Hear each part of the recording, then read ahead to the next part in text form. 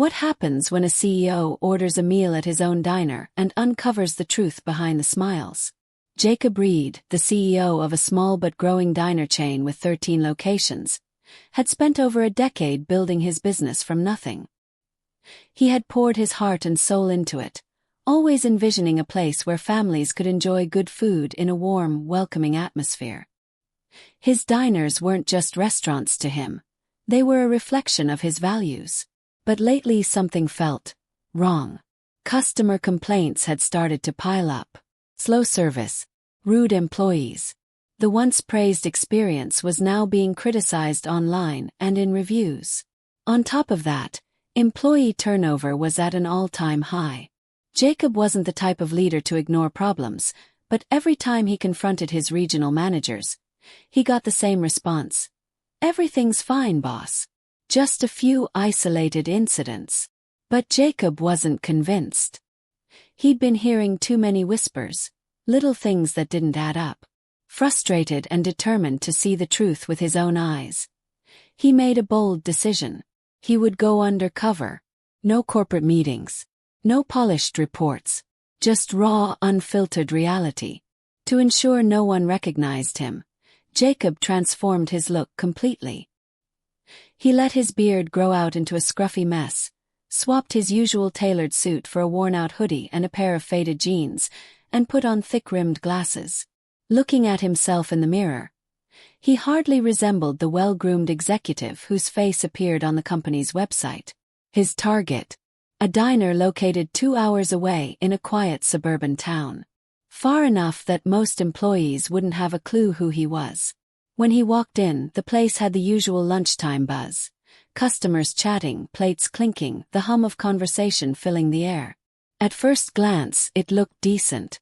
The dining area was clean but clearly aging, the booths slightly worn, the decor outdated. It wasn't terrible, but it lacked the warmth he had envisioned when he first started this company. Then came the first real test. A young waitress approached him, her name tag reading Megan. "Hi there, welcome," she greeted with a smile, but Jacob caught something in her eyes. Was it exhaustion?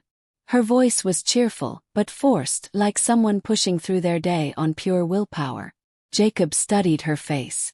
The dark circles beneath her eyes. The slight hesitation in her smile. Something wasn't right. "Just coffee, thanks," he said, sliding into a booth by the window. Megan nodded and hurried off, moving through the crowded diner with practiced efficiency. Jacob watched closely as she handled multiple tables at once, refilling drinks, balancing plates, jotting down orders. Despite being obviously overworked, she never let her frustration show to the customers. When she returned with his coffee, he placed his order, a classic burger and fries. As she scribbled on her notepad, a sudden sharp voice cut through the air. "Megan! What's taking so long? You're falling behind again." Jacob turned his head in time to see the man behind the voice. Stocky, middle-aged, wearing a stained apron. He looked like the shift manager. But what struck Jacob was the way Megan flinched at the tone. "Coming right up," she called back, her voice cracking slightly as she rushed toward the kitchen. Jacob clenched his jaw. This wasn't right. He had built this business on the belief that employees should feel valued, not humiliated in front of customers. As he sipped his coffee, he paid close attention to the conversations around him. Behind him, a family muttered about how long they had been waiting for their food. At another table, 2 teenagers whispered about how rude the manager had been to their waitress. The energy in the diner wasn't what it was supposed to be. Instead of a friendly, welcoming place, it felt tense, like everyone was walking on eggshells. When Megan finally returned with his food, she apologized immediately. "Sorry about the wait," she mumbled, avoiding eye contact. Jacob shook his head. "No worries. You're doing great." For the first time, Megan actually looked at him. Surprise flickered in her eyes, as if she wasn't used to hearing kind words at work. But just as quickly as the moment came, she nodded and rushed off. Jacob had barely taken a bite of his burger when he heard something that made his stomach turn. Sobbing. It was coming from the kitchen. He froze, fork halfway to his mouth. The sound was muffled but unmistakable. He set his fork down, straining to hear. Then a voice broke through the thin walls. "I'm trying my best, okay?" Megan's voice. Cracking with emotion. Jacob felt his chest tighten. He had come here to observe, to get a feel for what was wrong. But now he was hearing it firsthand. He glanced toward the kitchen doors. He had a choice: walk away or step in. And Jacob Reed was never the type of man to walk away. A CEO goes undercover in his own diner and uncovers a hard truth. Had a break in 6 hours, and I'm doing everything I can. Megan's voice cracked as she spoke, her frustration clear, but she held herself together. The manager's response was sharp, dismissive, cold. "If you can't handle the pressure, maybe you're in the wrong job. We don't have time for excuses." Jacob felt his stomach twist. His grip on the edge of the table tightened. That was it. He couldn't just sit there pretending to be another customer. Without a second thought, he pushed his half-eaten burger aside, stood up, and walked toward the kitchen doors, his pulse quickening with every step.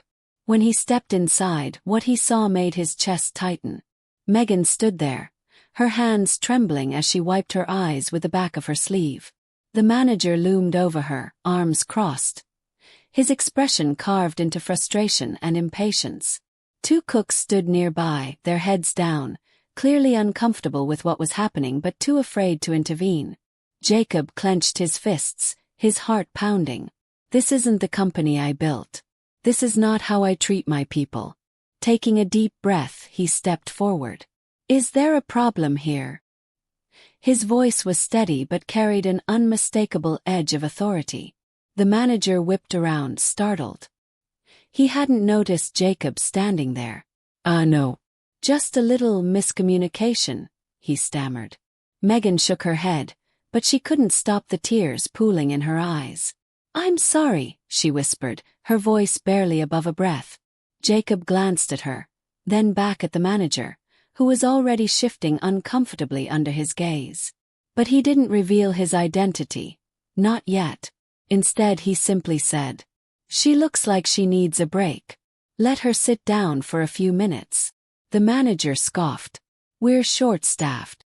There's no time for breaks during the rush." Jacob's jaw tightened. "There's always time to treat people with respect," he responded, his voice calm but unyielding. The tension in the air thickened, the room growing quiet. The 2 cooks stole nervous glances at each other. The atmosphere was suffocating. For a moment, it seemed like the manager was going to stand his ground, but before he could respond, one of the cooks, a wiry young man with nervous energy, spoke up hesitantly. "Megan's been working non-stop since she clocked in.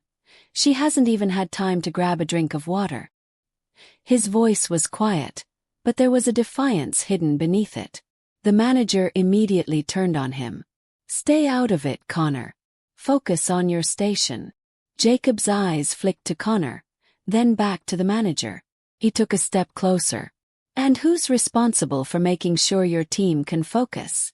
His tone sharpened. "Because from where I'm standing, the pressure isn't coming from the job. It's coming from the way this place is being run." The manager's face flushed red, his bravado slipping for just a second. "Look, I'm just doing my job," he muttered defensively. "If people can't handle it, that's not on me." Jacob's stare hardened. "We'll see about that." Megan, still wiping her eyes, looked at Jacob in confusion, yet there was a flicker of gratitude there too. "I'll be fine," she mumbled, though her voice wavered. She turned toward the door, but before she could leave, Jacob gently placed a hand on her shoulder.